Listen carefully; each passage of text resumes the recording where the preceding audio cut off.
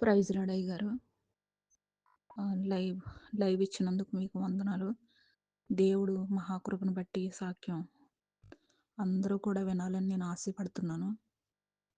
ఈ సాక్ష్యం విన్న ప్రతి ఒక్కరూ కూడా మా కొరకు ప్రార్థించండి. నా పేరు సత్యవతి. నేను మస్కట్‌లో పనిచేస్తున్నాను. 8 సంవత్సరాలు అవుతుంది నేను ఇక్కడికొచ్చి. అయితే నాకు ఎప్పుడూ లేదు. ఈ మొన్న అక్టోబర్ 12 తారీఖు కాడ నుంచి బ్లీడింగు నెలసర్ర వచ్చింది. నెలసరొత్తే నాకెప్పుడు తగ్గిపోయేది ఒక 5 రోజులయ్యి.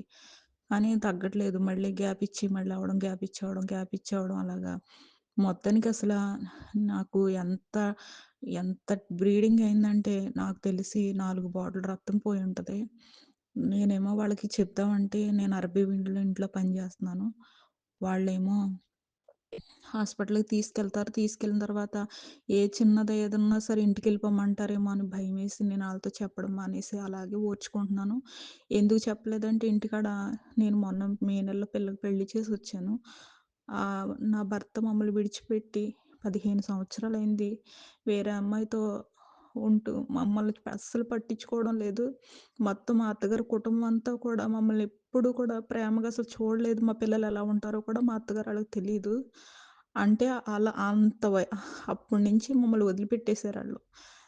నా భర్త 15 సంవత్సరాల క్రితం వేరే అమ్మాయితో ఉండడం మొదలుపెట్టాడు. అతని టార్చర్ భరించలేక ఇంక నేనక్కడ పని చేసుకుంటూ ఆ లోకపు నిందలు భరించలేక ఇంత దూరం వచ్చాను. ఆ అప్పులన్నీ నేను మళ్ళీ ఇంటికెళ్తే కట్టలేనని తా నేను అలాగే పని చేసుకుంటున్నాను. తర్వాత జోషువా గారిది యూట్యూబ్ ఛానెల్‌లో నేను ఓ సంవత్సరం క్రితం చూసాను. చూసేదాన్ని, ప్రార్థించుకునేదాన్ని. తర్వాత మళ్ళీ ప్రార్థన చేయలేదు. తర్వాత మళ్ళీ దేవుడిని ప్రార్థించడం మొదలుపెట్టాను. వేకువజామున లేసి ప్రార్థిస్తే తప్పకుండా కార్యాలు జరుగుతున్నాయని వాక్యంలో విని కూర్చొని మొదలుపెట్టాను. మొదలుపెట్టిన తర్వాత మెడికల్ షాప్ నాకు పక్కనే ఉంటది. ఎళ్లి అడిగి చెప్పాను. ప్రాబ్లమ్ చెప్తే ఆళ్ళు మెడిసిన్ మామూలుగా ఇచ్చారు. యేసుకున్నాను. తగ్గిపోయింది కదా అనుకున్నాను. తా ఒక వారం రోజులు వాడాక తగ్గింది. తగ్గిన తర్వాత మళ్ళా వారం అయిపోయిన తర్వాత మళ్ళా వచ్చేసింది.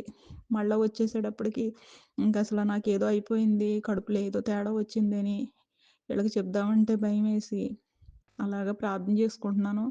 లేసి నడుత్తుంటే కూడా ఇక్కడంతా వైటు ట్రైల్సు.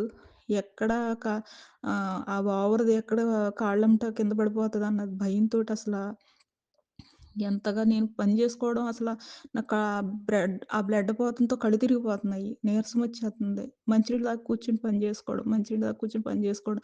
అదే టైంలో మేడం పిలిసిందనుకో అసలు నేను ఎళ్లి చేయగలదనా అన్న చాలా టెన్షన్ పడ్డాను.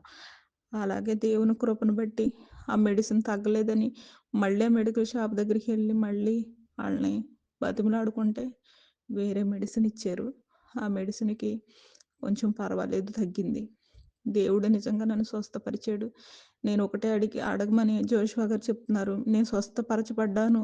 నాకు తగ్గిపోయింది. దేవుడి నామంలో నాకు విడుదల దొరికింది అని అదే ప్రార్థించుకునేదాన్ని. ఆ ప్రార్థనలో వేకువజామున కూర్చున్నప్పుడే నేనేసుకున్న నైటీ అంతా కూడా ఆ కూర్చున్న 10 నిమిషాల్లోనే తడిసిపోయేది. మళ్ళీ ప్రార్థనంతా అయ్యాక మళ్ళీ మార్చుకున్నా. అలాగా రోజుకెన్ని నైటీలు మార్చుకునేదాన్నో రాత్రులు తెలిసేది కాదు. పగలైతే ఇంకా బట్టలు మార్చుకోవడానికి ఉండదు నాకు టైము. ఆహ్, యో నాకు అరగంటకొక విస్పర్లు పెట్టుకోవాల్సినంత నరకం చూసాను. నిజంగా దేవుడు నన్ను స్వస్థపరిచాడు. నాకు పెళ్లి చేయవలసిన ఇంకొక ఆడపిల్లుంది. నేను ఈ పనిని నమ్ముకొని చేసుకుంటూ, ఈ పని మీద ఆధారపడి ఇంత దూరం వచ్చాను. దేవుడు నిజంగా చాలా గొప్ప కార్యం చేశాడు. ఈ నూతన సంవత్సరంలో నాకు దేవుడు తప్పకుండా పరిపూర్ణమైన ఆయుష్‌నిచ్చి నన్ను నడిపిస్తాడని నేను నమ్ముతున్నాను. మా చిన్న కుమార్తె ఉందండి. ఆ పాపకు కూడా పెళ్లి చెయ్యాలి. నా మీదే బాధ్యతుంది. కానీ నేను దేవుడి మీదేసాను అన్ని బాధ్యతలు. ఆయనే చేస్తాడు. నేను కేవలం నిమిత్త మాత్రాల్ని. ఇంకో సాక్ష్యం ఏంటంటే, నన్నెప్పుడు కూడా ఎప్పుడు డోక్రా వచ్చినా నన్నసలు తీసేత్తానని లోన్‌ల గురించి చాలా దెబ్బలాటలయిపోయాయి ఇంటికాడ. ఈసారైతే మొత్తానికి తీసేత్తామని ఆవిడక్కడొస్తే పర్లేదు రాకపోతే తీసేత్తామని జెప్పేసి నిర్ణయించుకుని వాళ్ళు తొమ్మండుగురే బ్యాంకెళ్ళి ఆహ్, లోన్ కోసం అప్లై చేసుకున్నారంట. నాకు చెప్పారు. ఇదివరకైతే నేను ఆవేశపడేదాన్ని. నేను ఇంకేం మాట్లాడలా. మా యమ్మతో చెప్పి, "అమ్మ ఇత్తే తీసుకోండి లేకపోతే వద్దు. తీసేత్తానంటే తీసేయమని" దేవుడికి ప్రార్థన చేసుకున్నాను. "నువ్వు నాకు లోన్ ఇచ్చినందుకు వందనాలు యేసయ్య. నాకు లోన్ ఇచ్చినందుకు వందనాలు. నాకు ఈ రుణ బాధ నుంచి విడుదలనిచ్చినందుకు వందనాలు" అని ప్రార్థన చేసుకున్నాను. చేసుకున్న తర్వాత ఏమైందో తెలీదు. అందులోకి ఇద్దరేమో ఆమె చాలా బాగా కట్టుకుంటది. ఆమెను తీసేయవలసిన అవసరం ఏముంది? నేను ఆమె ఇస్తాము. మేము ఆమె సంతకాలు పెడతామని అన్నారంట. అన్నా సరే మేనేజర్ గట్టా కుదరదు. ఆహ్, మీరు మళ్ళీ ఇంకోసారి ఆలోచించుకోమని చెప్పారంట. అప్పుడు మళ్ళీ ఆళ్ళందరూ వచ్చి ఏడుగురేమో ఒకలాగా, ఇద్దరు ఒకలాగా మాట్లాడితే, అప్పుడు మా చిన్నమ్మాయిని పెట్టుకున్నారండి. ఆ పాపకి 22 సంవత్సరాలొచ్చాయని. ఆ లోన్ కూడా దేవుడి దయ వల్ల శాంక్షన్ అయింది.